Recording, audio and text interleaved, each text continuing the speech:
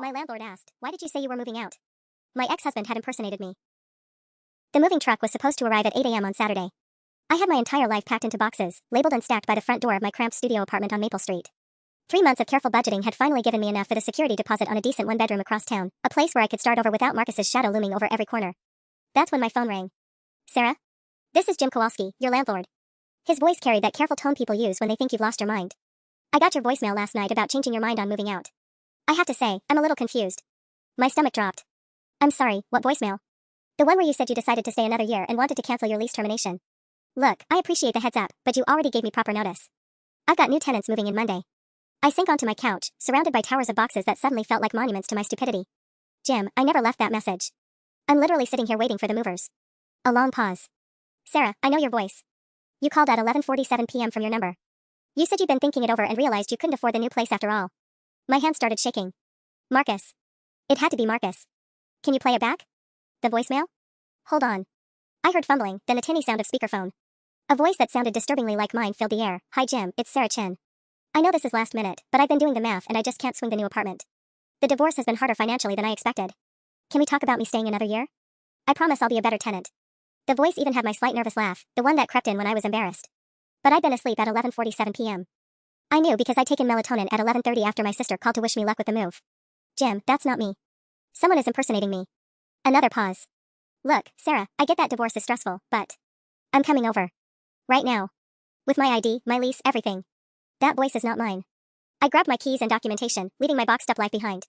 The drive to Jim's office took 12 minutes, 12 minutes where my mind raced through possibilities I didn't want to consider. During our marriage, Marcus had always been good with voices. He'd call restaurants pretending to be me to cancel dinner reservations when he decided he'd rather stay home. He'd mimic his boss's accent to make me laugh. I thought it was charming. Jim's office smelled like coffee and cigarettes. He looked up from his desk with wary eyes when I burst through the door. "Play it again," I said, setting my driver's license in front of him. He did. This time, I caught it, a slight emphasis on certain syllables that wasn't quite right, a cadence that was almost mine but not exactly. Marcus had practiced, but he'd missed the subtle ways I actually spoke. "That's my ex-husband," I said quietly. "And I think this isn't the first time he's done something like this." Jim's expression shifted from skepticism to concern. "How long have you been divorced?" "We're not. Yet. The papers are still going through." I met his eyes. And I'm starting to wonder what else he's been saying in my voice. Jim played the voicemail 3 more times while I sat there, each repetition making my skin crawl. The voice was so close to mine that even I began to doubt myself for a split second before catching those tiny inconsistencies, the way Marcus said financial with a harder N than I ever would, how he drew out divorce like he was savoring the word. "I believe you," Jim finally said, switching off his phone. "But Sarah, I've got a problem. The Hendersons signed their lease yesterday. They're moving from Portland specifically for this place." "I understand." My voice came out steadier than I felt. "But can you document this? Write down what happened?" "I think I'm going to need proof." While Jim typed up an incident report, I pulled out my own phone and started scrolling through my recent calls. No outgoing call to Jim's number at 11:47 p.m. In fact, no outgoing calls after 6:30 p.m. when I'd ordered Chinese food. But Marcus had always been tech-savvy. During our marriage, he'd set up all our accounts, managed our phone plan, knew all my passwords. "How many times has someone calling themselves Sarah Chin contacted you in the past month?" I asked. Jim looked up from his computer. "Just the normal stuff. You called about the broken disposal on the 15th, and again on the 22nd about the heat not working." My blood turned to ice. "Jim, I never called about a broken disposal. And my heat works fine." He stopped typing. "But she described the exact model of disposal in your unit. Knew about the maintenance request system we use." "What exactly did she say during those calls?" Jim minimized his current document and opened what looked like a tenant communication log. "First call, she said the disposal was making grinding noises and leaking under the sink. Apologized for being such a problem tenant and said she hoped it wouldn't affect her lease renewal chances. Second call was about the radiator in the bedroom not heating properly. Again, very apologetic, mentioned money being tight and asked if she could get a small rent reduction for the inconvenience." I felt sick. "And what did you do?" "I scheduled maintenance for both issues. When the guys went to check, they couldn't find problems with either the disposal or the heat. I figured maybe you'd fix them yourself or they were intermittent issues." He looked at me with dawning horror. "But I did make notes about you being high maintenance. And the rent reduction request made me think you might be struggling financially. Which would explain why you believed the voicemail about me not being able to afford the new place. Jesus, Sarah. Your ex has been building a case against you for weeks." I pulled up my contacts and dialed my new landlord, Mrs. Patterson, with shaking fingers. Jim watched as I waited through 4 rings. "Hello? Mrs. Patterson, it's Sarah Chin. I just wanted to confirm that we're still on for Monday's move-in." An uncomfortable pause. "Oh, Sarah. I got your message this morning about needing to postpone. I'm so sorry about your job situation. When you said the school district was investigating you for attendance fraud." I hung up and stared at Jim. He called my new landlord too. "Told her I'm under investigation for fraud." "What are you going to do?" I thought about the past 6 months since I'd asked for the divorce. The suspicious looks from colleagues I couldn't explain. The job interview that seemed to go perfectly until they suddenly cooled off. The credit card application that was denied despite my excellent score. I'm going to figure out how long this has been going on, I said, standing up. And then I'm going to destroy him. The first call I made from my car was to Jefferson Elementary, my principal's direct line. It was Saturday, but Principal Martinez always came in on weekends during budget season. Sarah? Everything okay? You sound upset. Linda, I need to ask you something, and it's going to sound paranoid. Has anyone called the school claiming to be me in the past few months? A pause that lasted too long. Why would you ask that? Please, just answer me. Well, yes. About 6 weeks ago, someone called saying they were you, asking about sick leave policies and FMLA procedures. She said you were dealing with some personal health issues but didn't want to discuss them at school. Very professional, very discreet. My hands gripped the steering wheel. What kind of health issues? Depression and anxiety related to your divorce. You mentioned possibly needing extended time off and asked about the documentation requirements. The caller said you were embarrassed about the mental health aspect and hoped the district would be understanding about any upcoming absences. I closed my eyes. Marcus was laying groundwork, making it seem like I was unstable, unreliable. Linda, that wasn't me. Someone is impersonating me. Sarah, I know this divorce has been hard, but I'm coming in. Right now. I need to see what other calls have been made. Jefferson Elementary felt eerie on Saturday afternoon, my footsteps echoing in empty hallways lined with colorful student artwork. Linda met me at the main office, her expression caught between concern and skepticism. Pull up my personnel file, I said. Check for any communications or requests I've supposedly made. Linda's fingers clicked across her keyboard. There's the FMLA inquiry call. Then, oh, this is strange. 3 weeks ago, someone called asking about early retirement options and teacher buyout packages. Said you were considering career changes due to stress. I love my job, Linda. I've never considered leaving. And last Tuesday, someone called the substitute coordinator asking to be put on the frequent absence list, saying you expected to need a lot of last-minute coverage in the coming months due to ongoing medical appointments. My mouth went dry. Show me the documentation. Linda pulled up the substitute system. There it was, Sarah Chen flagged for anticipated irregular attendance with a note that I'd requested priority sub coverage.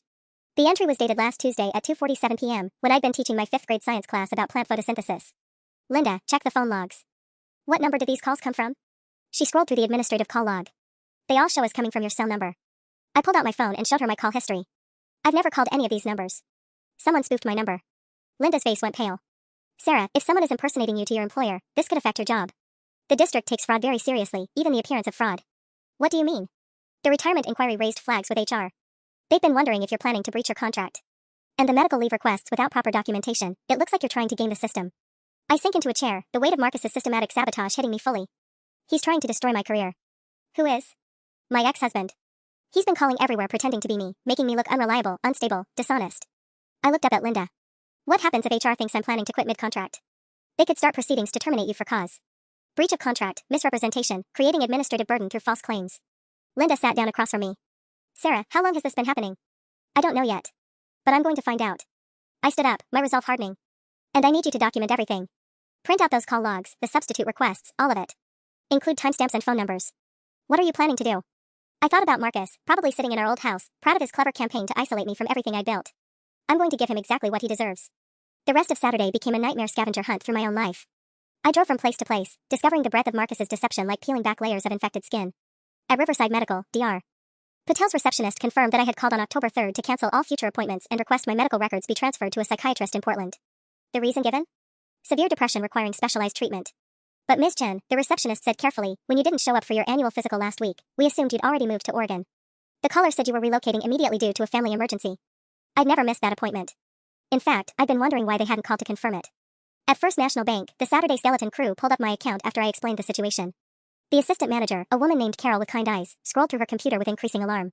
Someone called Tuesday claiming to be you, asking about closing your accounts and transferring funds to a joint account with your husband. She said you were reconciling and wanted to simplify your finances before the holidays. My stomach lurched.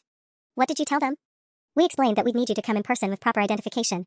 The caller got frustrated and said she'd been banking here for 3 years, asked why we were being so difficult about her own money. Did they have my account information? Carol nodded grimly. Full account numbers, your mother's maiden name, the amount of your last paycheck deposit. Everything needed to pass our phone verification except for the photo ID requirement. I thanked whatever banking regulation required in-person visits for account closures. Carol, I need records of this call.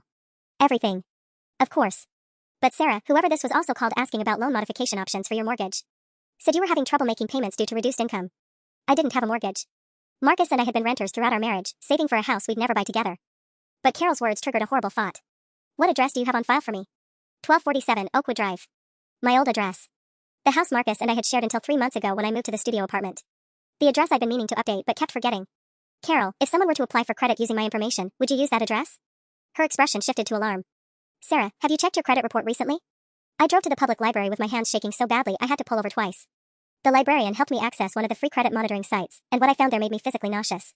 3 new credit inquiries in the past month, a car loan application through Capital Motors for $32,000, a personal loan request at Quick Cash Plus for $8,500, and a credit card application with Mammoth Bank for a $15,000 limit. All approved. All showing my name, my social security number, and 1247 Oakwood Drive as the address.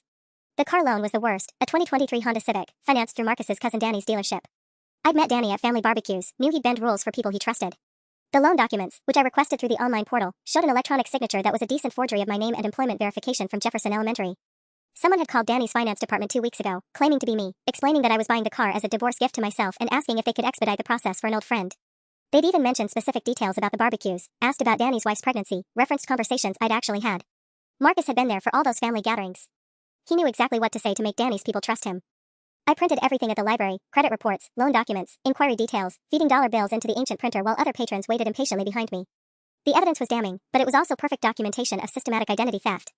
By 4 p.m., I had a manila folder thick with proof that Marcus had spent months destroying my financial credibility, my professional reputation, and my housing stability. But I also had something else, a clear pattern of his behavior, complete with timestamps, phone numbers, and documented lies. Marcus thought he was playing chess while I played checkers.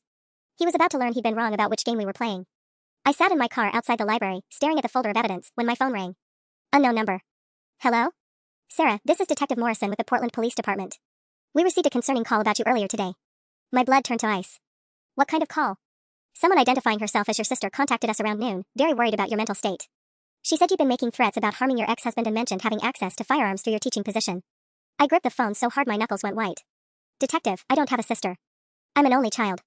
And teachers don't have access to firearms, that's insane. A pause. Ma'am, can you verify your current location? I'm at the Riverside Public Library. I've been here for 2 hours researching identity theft crimes because my ex-husband has been impersonating me. I took a shaky breath. How did this supposed sister know to call Portland PD specifically? She said you'd been talking about driving to Portland to confront your ex-husband at his workplace. Mentioned Brennan and Associates accounting firm specifically. Of course Marcus worked at Brennan and Associates. But I'd never told anyone I was planning to go to Portland. Because I wasn't. Detective Morrison, someone is setting me up. My ex-husband has been systematically impersonating me for months, to my landlord, my bank, my employer. Now he's escalating to filing false police reports. That's a serious accusation, Ms. Chen. I have documentation. Bank records, employment records, housing records. All showing fraudulent contact made by someone claiming to be me. I looked at my folder. Can I come to the station? I think I need to file a report before this gets worse. Actually, that would be good. We'd like to speak with you anyway, given the nature of the call we received. The drive to the Portland police station gave me 20 minutes to think, and what I thought about terrified me. Marcus wasn't just trying to ruin my credit or cost me my job anymore.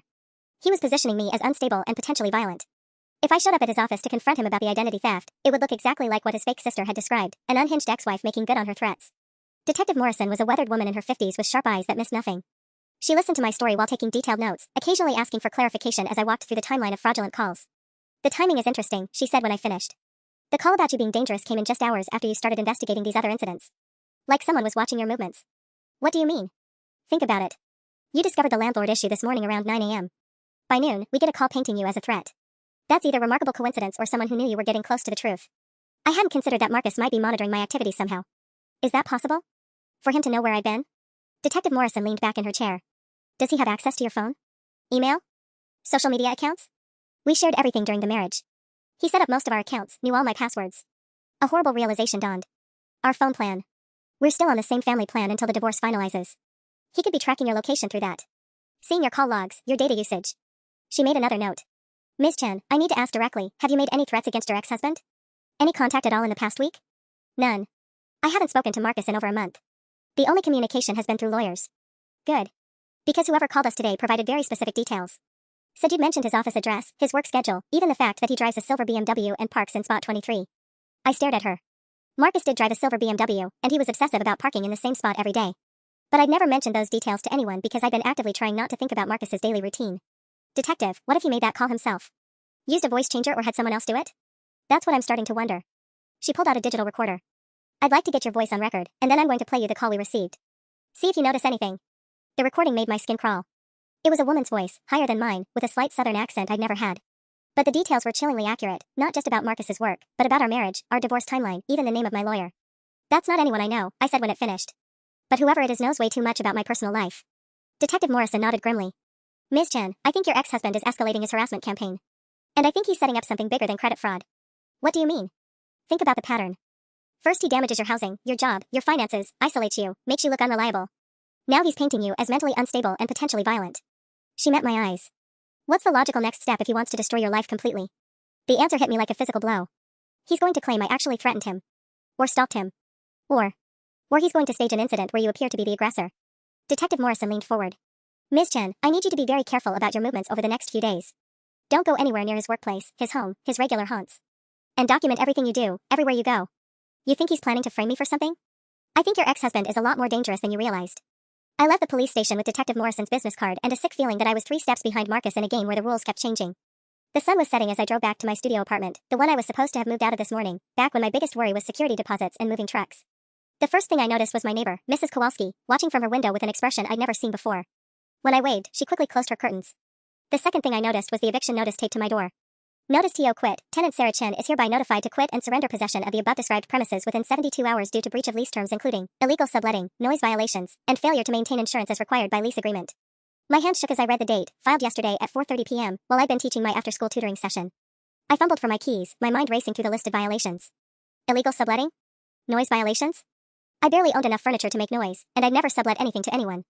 Inside my apartment, I immediately called Jim Kowalski, but it went straight to voicemail. Instead, I got a call back from someone else. Sarah?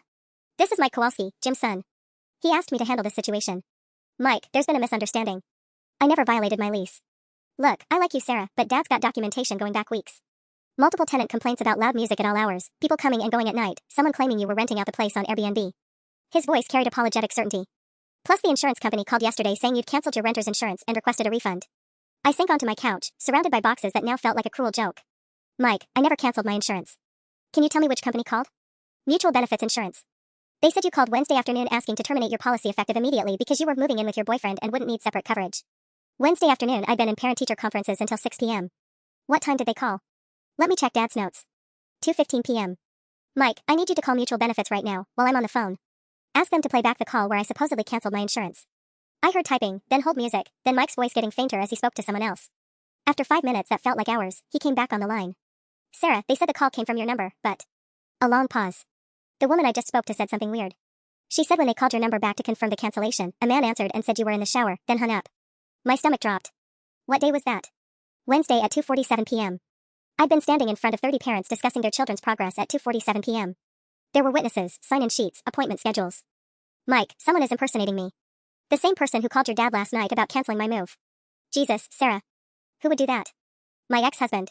And I think I know what his endgame is. The pieces were clicking together in a way that made me feel physically sick. He's making sure I have nowhere to live, no financial stability, no job security. He wants me desperate. Desperate for what? I thought about Detective Morrison's warning, about the false police report painting me as dangerous and unstable. Desperate enough to do something stupid. Something that would justify whatever he's planning to do to me. After I hung up with Mike, I sat in my doomed apartment and forced myself to think like Marcus. He'd always been strategic, always thinking 10 moves ahead. In our marriage, he'd plan elaborate surprises by subtly manipulating circumstances weeks in advance, making me think ideas were mine when they'd been his all along. This was the same pattern, but twisted into something malicious. Step 1, isolate me financially and socially. Make me look unreliable to employers, landlords, banks. Step 2, paint me as mentally unstable and potentially dangerous to authorities. Step 3, force me into a desperate situation where I'd have no choice but to contact him. Step 4, document that contact as harassment or stalking. The final step hit me with crystalline clarity. Marcus wanted me to come to him. He was systematically destroying every other option until reaching out to him seemed like my only choice. And when I called him begging for help, or showed up at his office demanding answers, he'd have witnesses ready to confirm that yes, his unstable ex-wife had been making threats, and yes, he was afraid for his safety. It was brilliant in its cruelty. My phone rang, interrupting my horror spiral. Unknown number again. Sarah Chen? A crisp professional voice. This is Amanda Wells from Brennan and Associates. I'm calling about the concerning voicemail you left for Marcus Chen this afternoon. I hadn't left any voicemail for Marcus. I hadn't called him in over a month. I think there's been a mistake, I said carefully. Ms. Chen, we take workplace harassment very seriously. Your message contained specific threats about Marcus's personal safety and mentioned details about his daily routine that suggest you've been surveilling him. The trap was closing. I need to hear that voicemail, I said, my voice steadier than I felt. Because I didn't make any call to your office today. Amanda Wells paused. Ms. Chen, the call came from your number at 3:42 p.m. You specifically mentioned Marcus's BMW, his parking spot, and said you were done playing games with him. I pulled up my phone log while she spoke. At 3:42 p.m., I'd been grocery shopping at Safeway. I still had the receipt in my purse. Ms. Wells, can you transfer me to your IT department? I think my phone number has been spoofed. That's not how this works. We need to focus on the threatening nature of your communication. What exactly did this person say? Another pause. I'm not comfortable repeating the specific threats, but they were detailed enough that Marcus has requested we contact building security and document everything for potential legal action. My hands started shaking again. Marcus was at his office right now, probably sitting across from Amanda Wells, watching her make this call. Maybe even coaching her on what to say. Ms. Wells, I'm going to give you the direct number for Detective Morrison at Portland PD. She's already investigating my ex-husband for identity theft and impersonation. I need you to call her before you do anything else. You're claiming someone else made threats against your ex-husband using your voice and phone number? I'm saying that Marcus Chen has been systematically impersonating me for months, and now he's escalating to framing me for harassment. I took a deep breath. Ask him why he knows I've been researching identity theft today. Ask him how someone got my banking information, my work details, my personal history. The line went quiet for so long I thought she'd hung up. Ms. Wells? I'm here. Marcus mentioned that you'd been investigating things today. He said you'd become obsessed with conspiracy theories about him. There it was. Marcus had been feeding Amanda information about my activities, positioning himself as the victim of my paranoid delusions. How exactly would Marcus know what I've been doing today if we haven't spoken in over a month? Another long pause. He said you'd been calling his friends and family, asking strange questions. That was news to me. Which friends? What family? His sister Lisa. His college roommate Dave. His mother. Amanda's voice was getting less certain. He showed me his phone, multiple missed calls from your number over the past week. I felt a surge of hope. Ms. Wells, I want you to call Lisa Chen right now. Ask her to describe the voice of the person who called her. Ask her specific details about what was discussed. I can't just start calling people to verify. Marcus's sister Lisa lives in Denver and works as a pediatric nurse at Children's Hospital Colorado. If someone claiming to be me called her, she'd remember details about the conversation. She's also one of the most honest people I've ever met. I paused, playing my strongest card. And she never liked me enough to cover for me if I was actually harassing her brother. The truth was, Lisa had been polite but distant during my marriage to Marcus. She'd been protective of him, skeptical of his quick engagement to me. If fake me had called her, Lisa would have taken detailed notes and probably recorded the conversation. Ms. Wells, here's what I think happened. Someone called Lisa pretending to be me, probably saying concerning things about Marcus. Then Marcus used those fake calls as evidence that I'm becoming unstable. It's the same pattern he's been using everywhere else. Everywhere else? My landlord. My bank. My employer. My doctor's office. I looked around my apartment full of boxes, my life packed up for a move that had been sabotaged. Check the timeline. Every institution in my life has received fraudulent calls claiming to be me, all within the past month, all designed to make me look unreliable or unstable. I could hear Amanda typing something. Mr. Chen did mention that you'd been having professional difficulties lately. Problems with your job, housing issues. Problems that started after someone impersonating me called to create those exact problems. I grabbed Detective Morrison's card. Ms. Wells, I'm texting you a police detective's direct number. She's documented evidence of systematic identity theft. Call her before you file any harassment reports. Ms. Chen, I have to ask, where are you right now? The question felt loaded with danger. If I said I was at home, it might contradict some story Marcus had told about me being elsewhere. If I gave my exact location, it might feed into whatever narrative he was building. I'm at my apartment on Maple Street, surrounded by moving boxes for a move that got canceled because someone impersonating me called my landlord last night. I stood up and walked to my window. I can see Mrs. Kowalski next door watering her plants. I can give you her number if you want a witness to my location. That won't be necessary. Amanda's voice had shifted subtly, becoming less accusatory. Ms. Chen, assuming you're telling the truth about this impersonation, what would you want us to do? Document everything. Save that voicemail, keep records of exactly when it came in, note what information the caller had access to. Then call Detective Morrison and Lisa Chen. I took a breath. And maybe ask yourself why Marcus was so quick to involve your HR department instead of calling the police directly if he truly felt threatened. Because Marcus didn't want real police involvement. He wanted corporate documentation, witness statements, and official complaints that would support a restraining order application. He was building a paper trail to destroy me legally, not seeking actual protection. I'll make those calls, Amanda said finally. But Ms. Chen, if this is some elaborate. It's not. And Ms. Wells? When you talk to Detective Morrison, ask her about the fake police report someone filed this morning claiming I was planning to come to Marcus's office with weapons. Ask her about the timing. After I hung up, I realized my hands had finally stopped shaking. For the first time all day, I felt like I was getting ahead of Marcus's plan instead of stumbling blindly behind it. But I also realized something else. Marcus had made his first real mistake. He told Amanda Wells that I'd been calling his family and friends, showing her fake call logs as proof.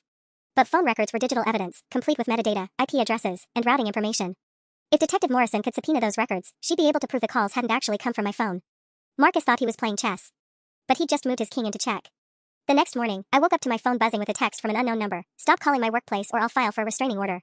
This harassment needs to end. Marcus. I screenshot the message immediately. Marcus was creating evidence of me harassing him, even though I hadn't contacted him at all. But the text also told me something crucial. Amanda Wells must have spooked him yesterday. He was accelerating his timeline. My phone rang before I could process this fully. Detective Morrison. Sarah, we need to talk. Can you come to the station this morning? Did Amanda Wells call you? She did. Along with Marcus's sister Lisa and someone named Dave Hoffman who claims to be Marcus's college roommate. Detective Morrison's voice was grim. Sarah, we have a problem. They all confirm receiving concerning calls from your phone number over the past week. My heart sank. What did they say exactly? Lisa Chen says you called Wednesday night, crying, saying you were having financial troubles and asking if Marcus might take you back. Said you sounded desperate and not quite right. Dave Hoffman got a call Thursday where you allegedly asked detailed questions about Marcus's work schedule and whether he was dating anyone new. I closed my eyes. Marcus had been thorough, building corroborating witnesses to support his narrative. Detective, did Amanda Wells play you the threatening voicemail? That's the interesting part. She did, and I've had our tech specialist analyze it. A pause. Sarah, the voice on that recording isn't quite right. There are digital artifacts suggesting it's been processed through voice manipulation software. Hope flickered in my chest. You can prove it's fake? Possibly. But here's the bigger issue. Someone made real phone calls to these people from your actual number. Not spoofed calls, but calls that show up on your carrier's network logs as originating from your device. I felt the walls closing in. That's impossible. I never called any of them. Which means someone either has a clone of your phone, or they've gained access to your accounts in a way that lets them make calls that appear to come from your device. Detective Morrison's voice sharpened. Sarah, I need you to think carefully. Who has had physical access to your phone recently? The answer hit me like ice water. Marcus set up all our technology when we were married. He knew all my passwords, managed our phone plan, set up cloud backups. My voice dropped to a whisper. What if he never removed his access? Bring your phone to the station. We need to have it examined immediately. 40 minutes later, I was sitting in a small room watching a forensic technician named Rodriguez connect my phone to various devices with cables I didn't recognize. Detective Morrison sat across from me, taking notes. Here's what we found so far, Rodriguez said, looking up from his laptop. Your phone shows outgoing calls that you say you didn't make, but there's something weird about the metadata. The calls register as coming from your device, but the actual connection route goes through several proxy servers before reaching the destination. What does that mean? I asked. Someone has sophisticated remote access to your phone. They can make calls that appear to originate from your device while you're completely unaware it's happening. He showed me his screen. Look at this call to Lisa Chen on Wednesday at 11:23 p.m. According to your phone's logs, you made a 47-minute call to Denver. I pulled out my paper calendar. Wednesday at 11:23 p.m. I was asleep. I take melatonin every night at 11 o'clock. I flipped to Wednesday's page. I had parent conferences until 6 p.m., then graded papers until 9:30, then watched Netflix until 10:45. I have my viewing history if you need proof. Rodriguez nodded grimly. The call was made, but not by you physically using this device. Someone remotely activated your phone and conducted a 47-minute conversation while your phone sat wherever you normally keep it at night. Is that even possible? With the right software and access credentials, absolutely. Your ex-husband could have installed remote access applications during your marriage that are still active. He pulled up another screen. In fact, I found 3 applications on your phone that can facilitate remote control: FlexiSpy, mSpy, and something called TrustKeeper that's designed for parents monitoring children's devices. Detective Morrison leaned forward. How long have those apps been installed? TrustKeeper was installed 8 months ago. FlexiSpy and mSpy were added 6 months ago, right around the time she filed for divorce. The timeline made me sick. Marcus had begun surveilling me the moment I'd asked to end our marriage, probably planning the systematic destruction campaign from day one. Can you remove them? I asked. I can, but I'd recommend leaving them active for now, Detective Morrison interjected. If we can monitor what he's doing, we might be able to catch him in the act. Rodriguez continued his analysis while I tried to process the violation of knowing Marcus had been listening to my conversations, reading my texts, tracking my location for months. Then he looked up with an expression I didn't like. Detective, there's something else. The phone shows GPS data that doesn't match what Ms. Chen is telling us about her movements. My blood turned cold. What do you mean? According to your phone's location services, you drove past Brennan and Associates 3 times last week. Tuesday at 2:15 p.m., Thursday at 6:30 p.m., and Friday at 12:45 p.m. Rodriguez showed me a map with red dots marking my phone's supposed location. The device also shows you parked outside 1247 Oakwood Drive, your old address, for 2 hours on Friday night. I stared at the screen. I've never been to Marcus's office building. And Friday night I was at Target and then home watching a movie.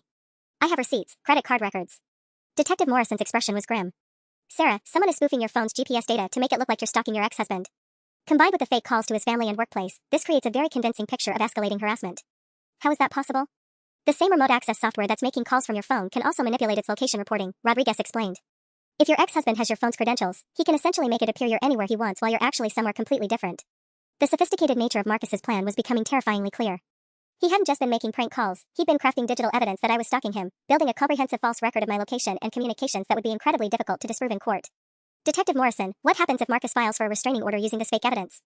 With the call logs, GPS data, and witness statements he's assembled, he'd probably get one. And if the order is granted and then your phone's GPS shows you violating it. She met my eyes. You'd be facing criminal charges for stalking and harassment. I thought about the text message that morning, Marcus threatening to file for a restraining order. He was probably preparing the paperwork right now, confident that his fabricated evidence would be convincing enough to destroy me legally. But he'd made one crucial error in his planning. He'd assumed I'd never discover the remote access software. Rodriguez looked up from his laptop with something approaching excitement. Detective, I think we've got him. The remote access software on Ms. Chen's phone, it's not just receiving commands, it's logging them. My heart jumped. What do you mean? Every time someone remotely activates your phone, the software creates a digital footprint. IP addresses, command timestamps, even partial session recordings. Rodriguez's fingers flew across his keyboard. I can see exactly when your ex-husband accessed your device, from where, and what he did during each session. Detective Morrison leaned forward. Can you trace the source?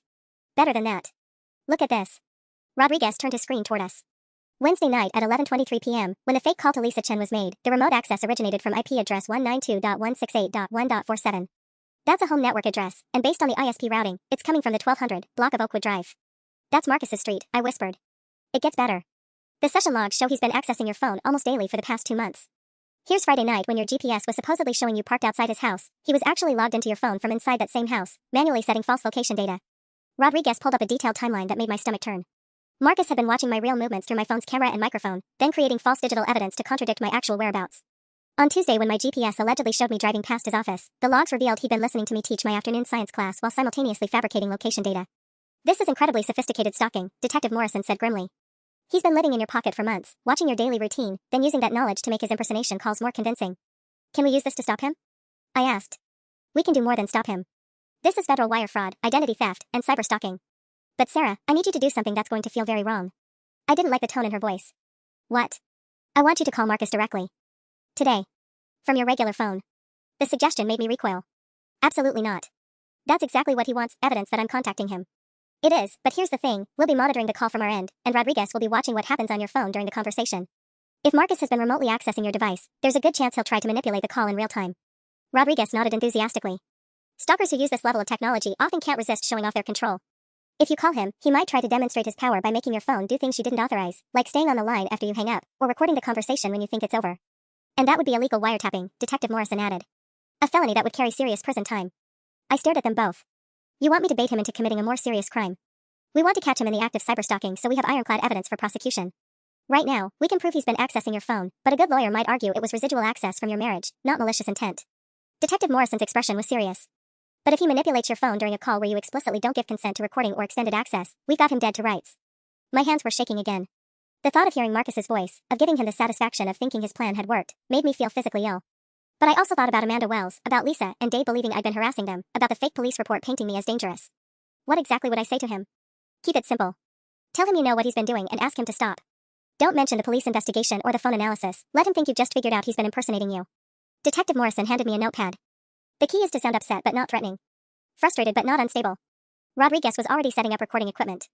We'll capture everything from multiple angles, the official call recording, your phone's internal logs, and any remote access attempts he makes during or after the conversation. I looked at my phone, thinking about Marcus somewhere across town, probably confident that his careful campaign was about to pay off. He'd spent months systematically destroying my life, piece by piece, believing he was too clever to get caught. If I do this and he records it illegally, what happens next? We arrest him. Today. And we use his own digital surveillance tools to prove he's been committing federal crimes for months. Detective Morrison met my eyes. Sarah, this is your chance to turn his weapon against him. I picked up my phone, Marcus's contact information still saved under Marcus Emergency Only from the early days of our separation when lawyers had advised maintaining minimal communication channels. Okay, I said, my finger hovering over his number. Let's end this. The phone rang 3 times before Marcus answered, and the sound of his voice made my skin crawl with remembered intimacy. Sarah. Not a question. Not surprise. Just my name, spoken like he'd been expecting this call. I was wondering when you'd finally reach out. Rodriguez was watching his laptop screen intently, tracking the digital footprints of our conversation in real time. Detective Morrison had her hand poised over her own phone, ready to coordinate Marcus's arrest the moment we had what we needed. I know what you've been doing, I said, keeping my voice steady despite the rage building in my chest. The calls to my landlord, my bank, my job. It needs to stop. Marcus chuckled, and the casual cruelty in that sound transported me back to 100 moments during our marriage when he dismissed my concerns with that exact laugh. Sarah, you sound paranoid. Have you been taking care of yourself? Getting enough sleep? Even now, he was gaslighting me, making me question my own reality. You called Jim Kowalski pretending to be me. You canceled my insurance, sabotaged my new lease. That's a very serious accusation. I hope you have proof before you start making claims like that. His voice carried practiced concern, the tone of someone speaking for an audience. I'm actually worried about you. Lisa mentioned you called her crying the other night, saying some concerning things about your mental health. Rodriguez looked up sharply and pointed at his screen. During our conversation, my phone was simultaneously running background processes I hadn't authorized. Someone was remotely accessing my camera and microphone feeds. I never called Lisa, I said. Just like I never called your office yesterday or left threatening voicemails. Sarah, I think you need help. Professional help. This paranoia, these conspiracy theories about me, it's exactly what Dr. Patterson warned might happen during our couples counseling. Remember? She said divorce could trigger episodes of. We never had couples counseling with anyone named Dr. Patterson, I interrupted. Marcus was improvising now, trying to create false history that would support his narrative of my instability. Of course we did. September 15th, her office on Pine Street. You don't remember because you were having one of your episodes. His voice took on that patient, long-suffering quality he'd perfected during arguments. Sarah, I still care about you. I want to help. But these phone calls to my family, showing up near my office. I've never been to your office. My security cameras disagree. Rodriguez was typing frantically, and I could see code streaming across his screen. Whatever Marcus was doing to my phone was escalating beyond simple surveillance. Marcus, I have evidence that you've been. My phone screen flickered, then displayed a message I wasn't typing. I'm sorry for harassing you. I know I need help. The words appeared in my text interface as if I were composing them, but I wasn't touching my phone. Rodriguez gestured urgently at Detective Morrison, who immediately grabbed her radio. All units, we have live cyber manipulation in progress. Suspect is actively demonstrating remote control capabilities. Sarah? Sarah, are you still there? Marcus's voice carried false concern. You sounded like you were about to say something important. On my phone screen, more text appeared automatically. I've been watching you because I can't let go.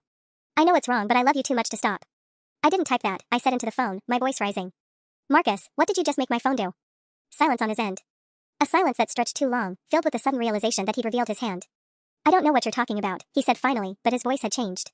The smooth confidence was gone, replaced by something sharper and more desperate. Rodriguez had turned his laptop toward Detective Morrison, showing her real-time logs of Marcus remotely controlling my device. The evidence was comprehensive and damning, not just that he could manipulate my phone, but that he was actively doing it during our conversation, creating false evidence of harassment while we spoke.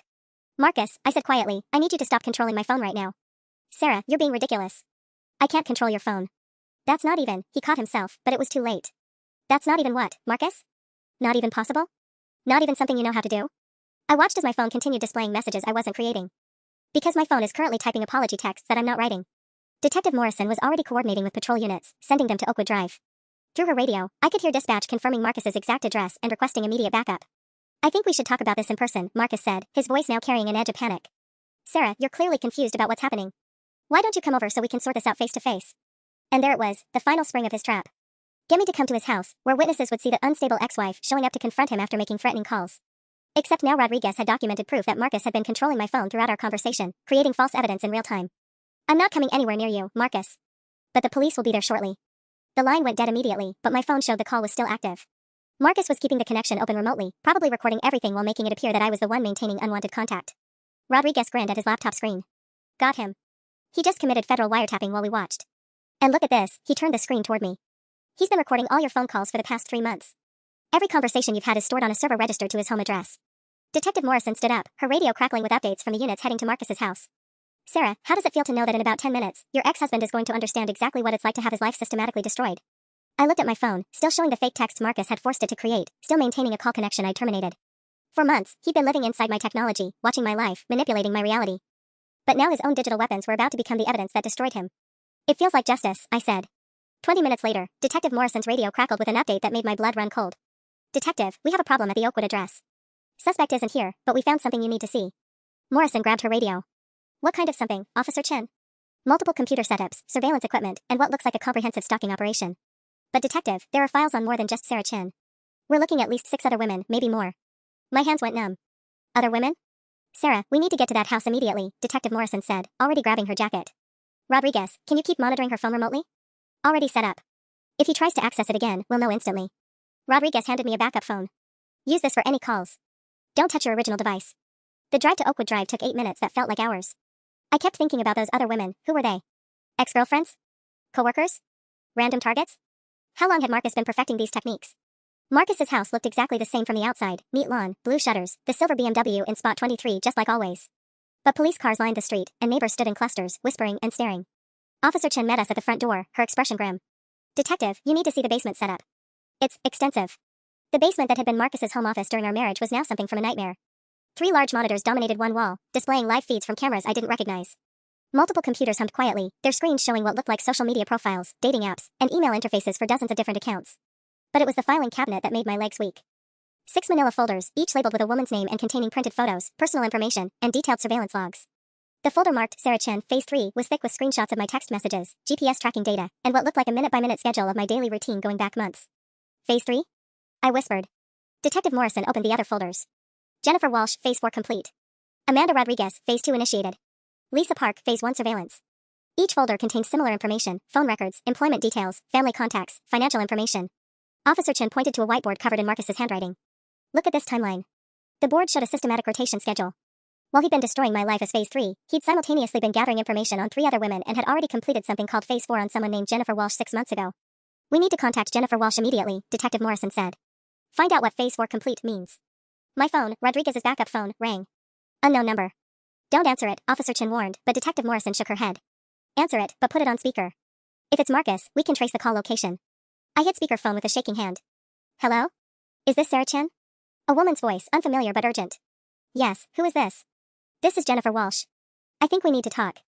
Right now. Detective Morrison and I exchanged glances. The timing was too coincidental to be accidental. Jennifer, where are you calling from? I'm parked outside 1247 Oakwood Drive, watching police cars surround my ex-boyfriend's house. Her voice carried a mixture of relief and vindication. I've been trying to prove Marcus Chen destroyed my life for 6 months. When I saw the police activity, I figured someone finally caught him. My mouth went dry. Jennifer Walsh wasn't just another victim, she was Marcus's previous target, the Phase 4 complete case.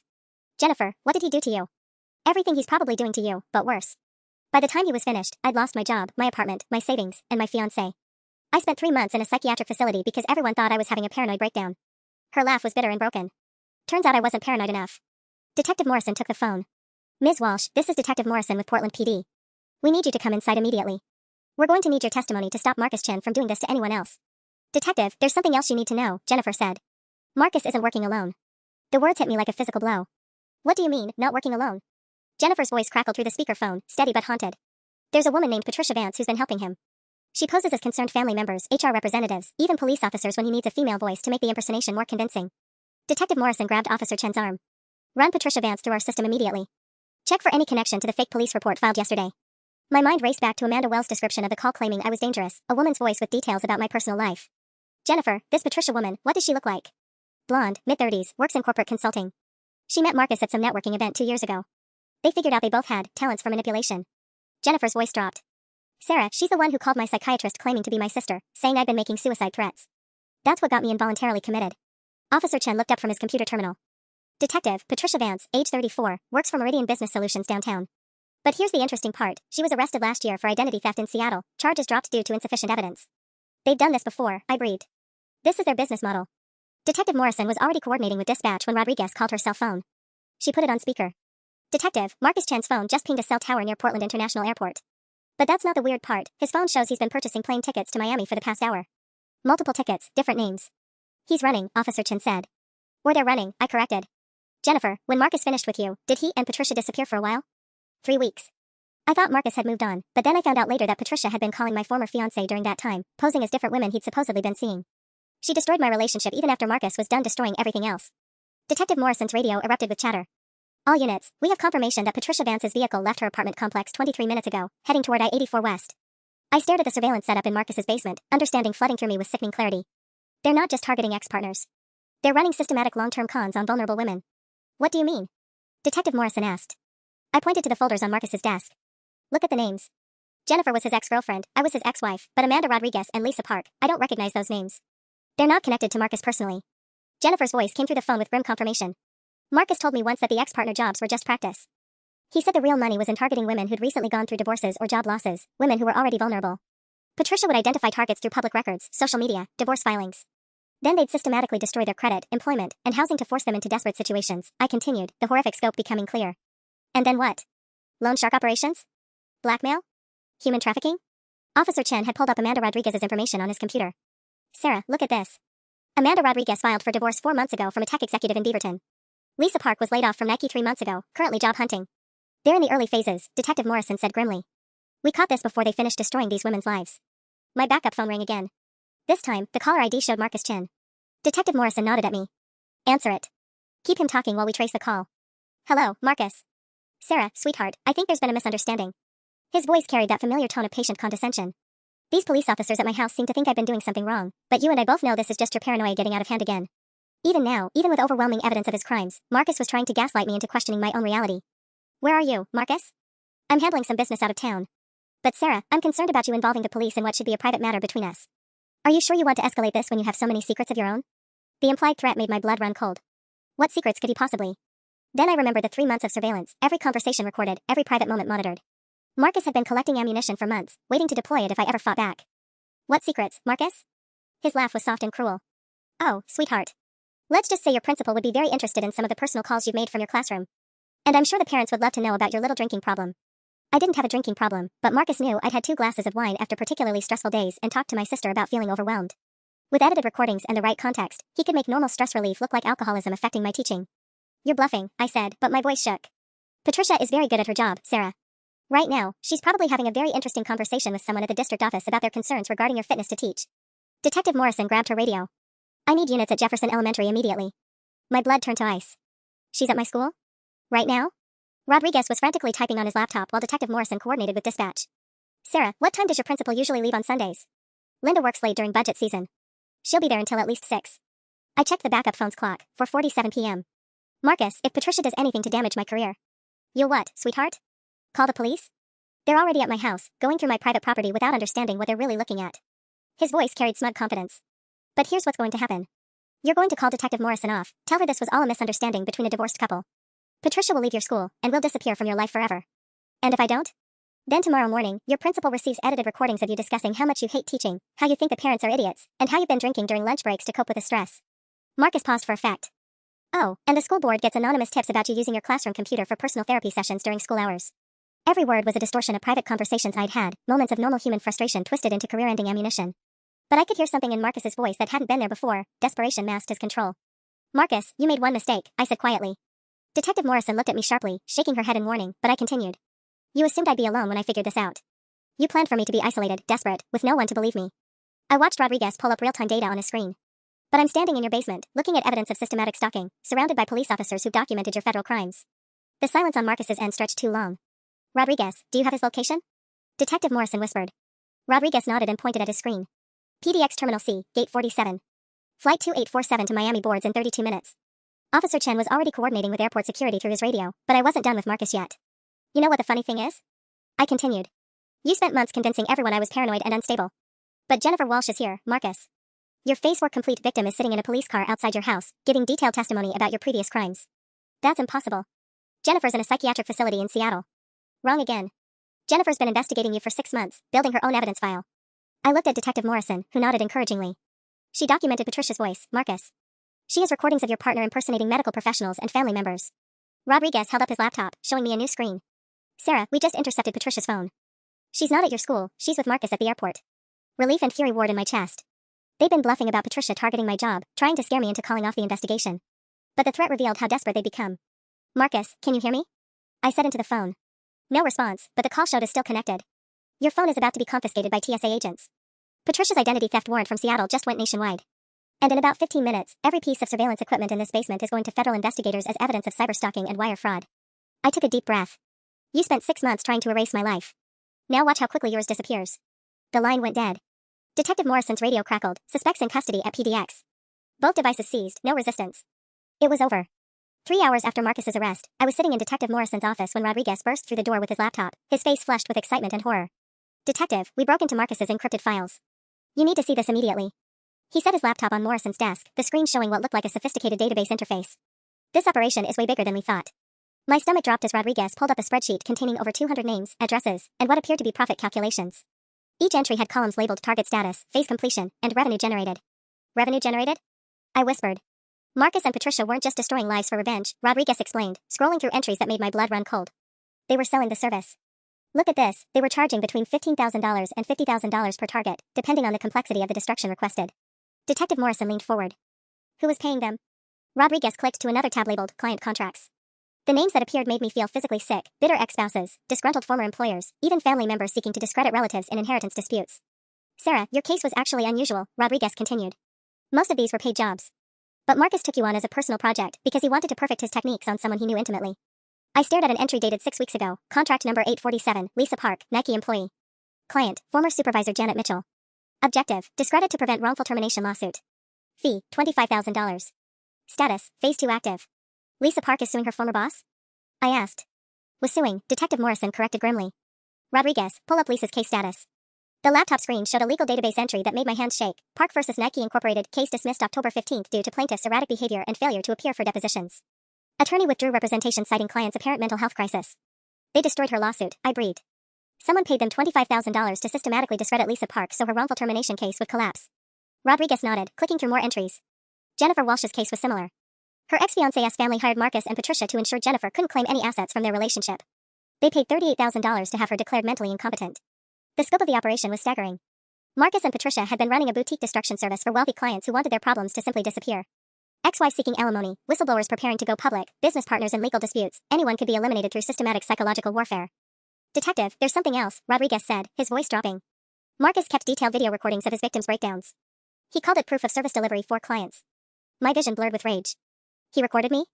Hours of footage. You crying in your apartment, talking to your sister about feeling like you were losing your mind, even recording you through your laptop camera during your most private moments. Rodriguez's voice was gentle but firm. Sarah, he documented your psychological destruction like it was a business presentation. Detective Morrison stood up abruptly, her chair scraping against the floor. How many active cases were they running? 43 targets currently in various phases of destruction. Most don't even know they're being targeted yet. Marcus and Patricia were scheduling their operations months in advance to maximize efficiency. Rodriguez pulled up a calendar view that looked like a production schedule. They were planning to destroy 43 lives over the next 6 months, generating over $1.2 million in revenue. I thought about Lisa Park, probably sitting in her apartment right now, wondering why her life had suddenly fallen apart. About the other 41 people who were about to experience what I'd gone through, unless we stopped it. We have to warn them, I said. Every single person on that list. Already started, Detective Morrison replied, grabbing her phone. But Sarah, there's something else you need to know. Marcus kept a special file on you, separate from the others. Rodriguez pulled up a document titled Sarah Chen, Personal Project, Permanent Solutions. The contents made my blood turn to ice. Marcus hadn't just been planning to destroy my life temporarily. He'd been building towards something he called Phase 4, complete identity erasure. And according to his timeline, Phase 4 was supposed to begin tomorrow morning. The Phase 4, complete identity erasure file revealed Marcus's most chilling plan yet. Tomorrow morning, Patricia was supposed to call the FBI's Portland field office, impersonating a concerned citizen reporting that I'd been researching bomb-making techniques and had made threats against Jefferson Elementary. Simultaneously, Marcus would plant explosive materials in my apartment while I was at work, then tip off police about a suspicious package delivered to my address. The plan was designed to frame me as a domestic terrorist while giving Marcus an alibi. He'd be in Miami, establishing his new identity while I faced federal charges that would destroy not just my reputation, but my freedom. Jesus Christ, Detective Morrison whispered, reading over my shoulder. He was going to make you disappear permanently. Rodriguez had gone pale. Sarah, look at the financial projections. Marcus calculated that successfully framing you for terrorist threats would generate $1 million documentary deal and book rights. He was planning to monetize your complete destruction. My hand shook as I processed the ultimate violation. Marcus intended to profit from destroying my life so thoroughly that I'd become a news story, a cautionary tale he could sell to the highest bidder. But then I noticed something that made me smile for the first time in months. Rodriguez, what's today's date in Marcus's system? He checked the laptop's internal clock. November 18th, 2023. Why? Because Marcus's entire plan depended on precise timing, and he made one crucial error. I pointed at the Phase 4 timeline. He scheduled Patricia's FBI call for Monday, November 19th at 9 a.m. He was going to plant evidence in my apartment Sunday night after I went to sleep. Detective Morrison caught on immediately. But he's been arrested on Saturday. His timeline is completely destroyed. Better than that, Rodriguez added, grinning. Patricia's phone shows she was supposed to receive final instructions from Marcus at 11 p.m. tonight. Since they're both in federal custody, those instructions will never come. My phone, the backup phone, rang with a call from Jennifer Walsh. Sarah, I'm watching the news. Channel 8 just reported that federal agents arrested 2 people at the airport for running a destruction-for-hire operation targeting over 200 victims across 5 states.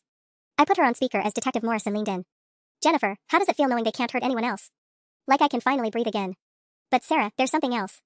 The news mentioned that victims of Marcus Chen and Patricia Vance can join a class action lawsuit for damages. Her voice carried excitement and vindication. They seized over $400,000 in cash and assets. We might actually get compensation for what they did to us. Rodriguez looked up from his laptop with satisfaction. The FBI's Financial Crimes Unit is already freezing their offshore accounts. Preliminary estimates suggest they generated over $2.3 million from their destruction services over the past 3 years. Detective Morrison handed me a business card. Sarah, the federal prosecutor wants to meet with you Monday morning. Your case is going to be the cornerstone of their prosecution because you documented everything so meticulously, and because Marcus's surveillance software captured him committing crimes in real time. I thought about the past 24 hours, discovering Marcus's betrayal, losing my apartment, nearly losing my job, facing the systematic destruction of everything I built. But then I thought about Lisa Park, about the other 41 active targets, about Jennifer Walsh finally getting justice. Detective Morrison, what happens to all the surveillance equipment in Marcus's basement? Evidence for now, but eventually it'll be destroyed, she replied. Why? I looked at the screen still glowing with Marcus's digital tools, the same technology he'd used to destroy so many lives. I want to learn how it works. Not to hurt people, but to help other victims understand how they were targeted. Rodriguez nodded enthusiastically. Cyberstalking victims often blame themselves because they can't understand how their privacy was violated. If you could explain the technical aspects in plain language, I could help other people realize they weren't paranoid, weren't imagining things, weren't losing their minds. The idea felt like reclaiming power from chaos. I could use Marcus's own methods to heal the damage he caused. 3 months later, I stood in front of a packed auditorium at Portland Community College, delivering a presentation titled Digital Gaslighting, How to Recognize and Document Cyberstalking. In the audience sat Lisa Park, whose wrongful termination lawsuit had been refiled and settled in her favor once the systematic sabotage was exposed. Jennifer Walsh sat in the front row, taking notes for her new consulting business helping cyberstalking victims navigate legal proceedings. Marcus and Patricia had each been sentenced to 12 years in federal prison for wire fraud, identity theft, cyberstalking, and racketeering. The class action settlement had provided compensation to 127 documented victims, funded by the seizure of their offshore accounts and the forced sale of their surveillance equipment. My phone buzzed with a text from an unknown number. Ms. Chen, I attended your presentation today. For months I thought I was losing my mind, money disappearing, people claiming I said things I never said. Your talk helped me understand I'm not alone. Thank you for giving me my voice back. I smiled and typed my response. You were never alone. And your voice was never really gone, someone was just trying to make you forget how to use it. That evening, I sat in my new apartment, a real one-bedroom with a proper kitchen and windows that faced east toward the sunrise, and deleted Marcus's contact information from my phone. Not because I was afraid of him anymore, but because he'd become irrelevant to my story. Marcus had spent months trying to erase me, believing he could rewrite my existence to serve his profit margins. Instead, he'd taught me exactly how powerful my voice could be when I refused to let anyone silence it. The last thing I did before bed was update my social media bio: teacher, survivor, advocate. Helping others reclaim their voices from those who try to steal them. My phone showed 47 new messages from people who'd found my presentation online. 47 voices that refused to be silenced. Marcus had tried to destroy one woman's life and ended up empowering dozens to fight back. It wasn't the revenge I'd planned. It was better.